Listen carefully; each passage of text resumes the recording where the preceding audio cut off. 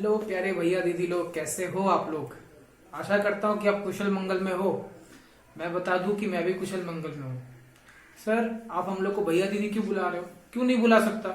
आप भी मेरे को बुलाओ, जो मन में है वो बुला सकते हो। आप मेरे को अंकल बुला सकते हो, आंटी बुला लो, भैया बुला लो, दीदी बुला लो, सर बुला लो, मैडम बुला लो। मेरे को बिल्कुल भी फर्क नहीं पड़ता इससे। मैं आपको ये बात क्लियर कर दूं आज ही। मेरे को बस ये फर्क पड़ता है कि अगर आप मेरे कोर्स को सब्सक्राइब करो तो आपका परफॉर्मेंस कैसा आना चाहिए। मैं ये हमेशा टारगेट रखता हूं कि हमारा जो कंप्यूटर एप्लीकेशंस का पेपर है, ये हमारा आईसीएसई का 6th पेपर है। ठीक है, 6th पेपर है। इसको 6th क्यों बोला जाता है? पहले ये होता नहीं था, मतलब 6th पेपर पहले था नहीं आईसीएसई में, इसको बाद में इंट्रोड्यूस किया गया। शायद आपको पता होगा, आपके पापा मम्मी जब भी उन्होंने एग्जाम दिया होगा बोलते होंगे हमारे जमाने में तो 60% 70% आता था, तो उसमें भी बहुत मतलब बड़ी बात थी 60-70%।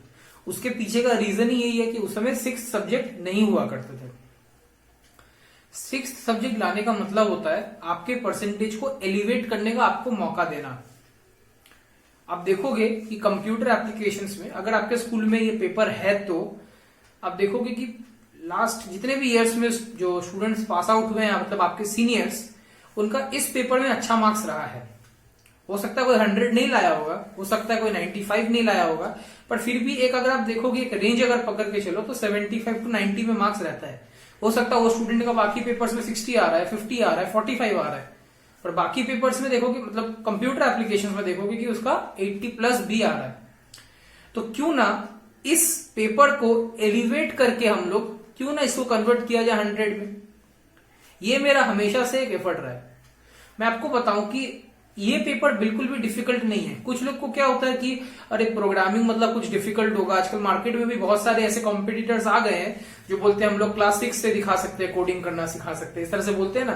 तो इसमें क्या दिक्कत होता है मैं आपको बताऊं, 6 में हम लोग का वो लेवल नहीं रहता है कि हम लोग कोडिंग को डेवलप कर सके, अपने स्किल्स सेट के साथ में मैच करा सके। पर जैसे कि हम लोग 9th-10th में जब आ रहे हैं, इसका मतलब क्या, अब हम लोग बिल्कुल रेडी हो चुके हैं क्योंकि हमने कुछ मैथमेटिक्स भी देख लिया है।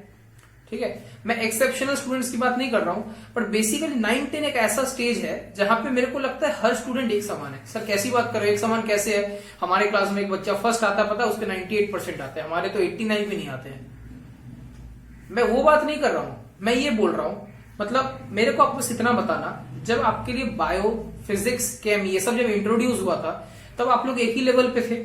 मतलब ऐसा तो नहीं हुआ था कोई बच्चा क्लास 2 से पढ़ते आ रहा है बायो, केम, फिजिक्स, आप पढ़ रहे हो क्लास 6 से, ऐसा तो नहीं था। तो मतलब उस समय आपको एक मौका मिला था कि आप 0 से स्टार्ट कर सको। कोई भी सब्जेक्ट जब पहली बार इंट्रोड्यूस होता है तो आपको एक चांस मिलता है कि आप उस सब्जेक्ट को 0 से स्टार्ट करो। मतलब क्या हो सकता है कि आप फिजिक्स में अच्छे नहीं हो सकता है आपका फ्रेंड फिजिक्स में आपसे बहुत अच्छा हो। क्यों? क्योंकि उसका फिजिक्स का बेसिक्स स्ट्रांग है। बेसिक्स कहां से स्टार्ट होता है? क्लास 6 से स्टार्ट होता है या 5 से स्टार्ट होता है।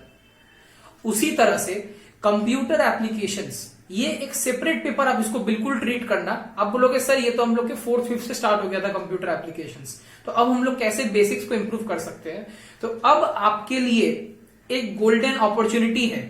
कैसे? जावा ये अपने आप में एक सेपरेट डिसिप्लिन है, एक सेपरेट सब्जेक्ट है। जावा एक प्रोग्रामिंग लैंग्वेज है, इसका अपना एक इंपॉर्टेंस है। अगर आप कोई भी प्रोग्रामिंग लैंग्वेज के बेसिक्स क्लियर कर लेते हो तो वो बहुत ज्यादा आपको हेल्प करेगा कि बाकी और कोई भी प्रोग्रामिंग लैंग्वेज अगर आप आगे लाइफ में सीखना चाहो तो वो आपके लिए बहुत ज्यादा हेल्प करता है। ठीक है सर, वो सब आप घुमा फिरा के बात मत करो, आप मुद्दे पे आओ। मैं मुद्दे पे आने की बात ये कह रहा हूं कि कंप्यूटर एप्लीकेशंस ये वो पेपर है जो आपके परसेंटेज को रॉकेट हाई करेगा, एकदम रॉकेट की तरह लेके उड़ जाएगा ऊपर। बाकी सारे सब्जेक्ट्स क्या करेंगे, पकड़ के टानेंगे आपके परसेंटेज को।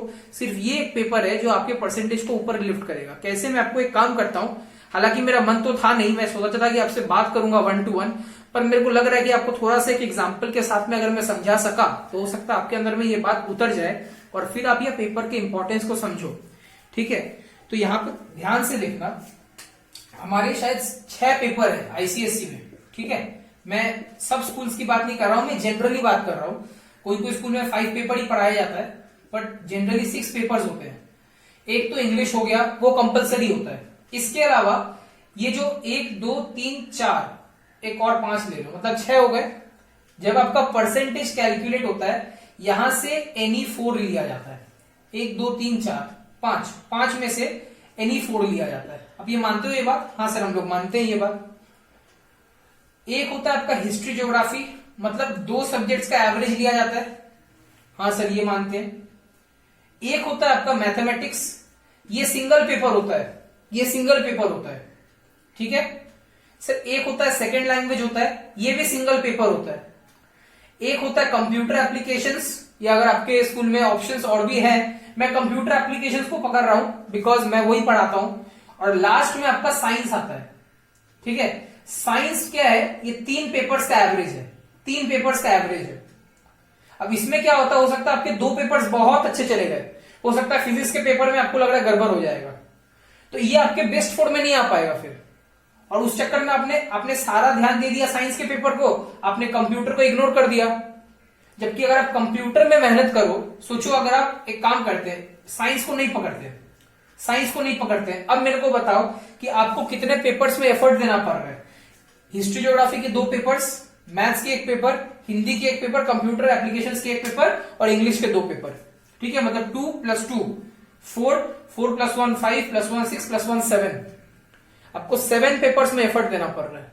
सर इसका मतलब बाकी सब छोड़ दे, फेल हो जाए साइंस में? मैं ये बिल्कुल भी नहीं कह रहा हूं, मैं ये कभी भी नहीं कह रहा हूं कि आपको साइंस में एफर्ट नहीं देना है। मैं ये प्रूफ करना चाह रहा हूं कि आपको कंप्यूटर एप्लीकेशंस में क्यों एफर्ट देना है, मैं ये प्रूफ करना चाह रहा हूं।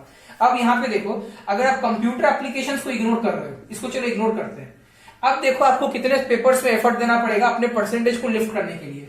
इंग्लिश तो कंपलसरी है, इसके 2 पेपर्स, यहाँ पे history geography 2 papers, 4, maths 5, second language 6 और यहाँ पे और 3, 9 पेपर्स। हम लोग को 9 पेपर्स में फिर ज्यादा एफर्ट देना पड़ रहा है, क्योंकि हमने एक पेपर को इग्नोर किया बोल के। मतलब एक पेपर के बदले हम लोग को 2 पेपर में ज्यादा एफर्ट देना पड़ रहा है। आप खुद सोच के देखो ना, अगर साइंस में आपको एक में 91 मिल रहा है, दूसरा में आपको 93 मिल रहा है, ठीक है, और एक में अगर आपको 40 मिल गया, तो सोचो आपका परसेंटेज कहां जाएगा। आप खुद सोच के देखो, बड़ी दिक्कत हो जाएगी। तो इसीलिए मैं ये आपको बोल रहा हूं कि आपको शुरू दिन से ये टारगेट रखना है कि कंप्यूटर एप्लीकेशंस में 100 का आपको एम करना है, और 100 लाना इस पेपर में बिल्कुल भी डिफिकल्ट नहीं है। अगर आप मेरे से पढ़ रहे हो तो बिल्कुल भी डिफिकल्ट नहीं है, इस बात की गारंटी मैं लेता हूं।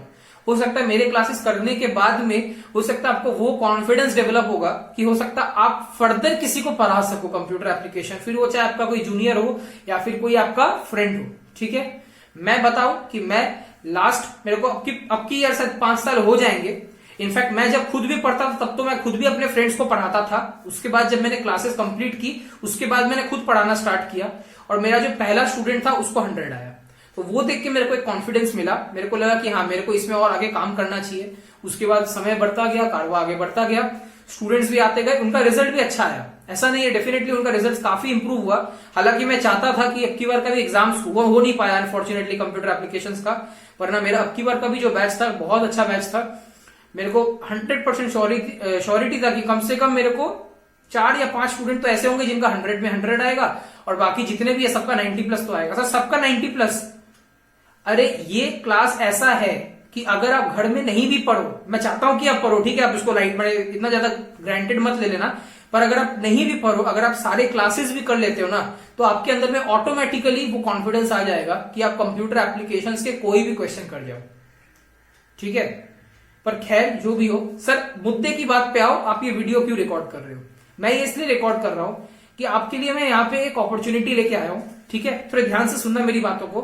अगर आप कोविड की वजह से अगर आप क्लासेस अवेल नहीं कर पाए, अगर आप कोई ट्यूशन ज्वाइन नहीं कर पाए, अगर आप 9th स्टैंडर्ड में हो या फिर अगर आप 10th स्टैंडर्ड में हो, 9 में कुछ भी नहीं पढ़ा, कुछ भी मतलब कुछ भी नहीं आता कंप्यूटर एप्लीकेशन का, आपने इस चैप्टर को पूरा इग्नोर कर दिया था, इस सब्जेक्ट को इग्नोर कर दिया था, तो मैं आपके लिए एक बेसिक्स कोर्स इंट्रोड्यूस कर रहा हूं, ठीक है। सर ये बेसिक्स कोर्स इंट्रोड्यूस कर रहे हो मतलब पैसा कमाने के लिए कर रहे हो? आज के दिन में पैसा कौन नहीं कमाना चाहता है? मैं डेफिनेटली पैसा कमाना चाहता हूं, पर मैं ये जो पैसा कमाना चाहता हूं ये मैं नेक्स्ट बैच से कमाना चाहूंगा।